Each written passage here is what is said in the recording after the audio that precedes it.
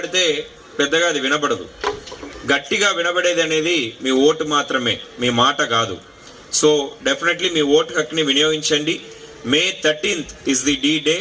So please mark in your calendar. మీరు ఆ రోజు మీరు ఏం పని ఉన్నా కూడా, ఎక్కడ ఉన్నా కూడా వచ్చి మీ పోలింగ్ కేంద్రానికి వచ్చి మీ విలువైన ఓటు హక్కుని వినియోగించాలి.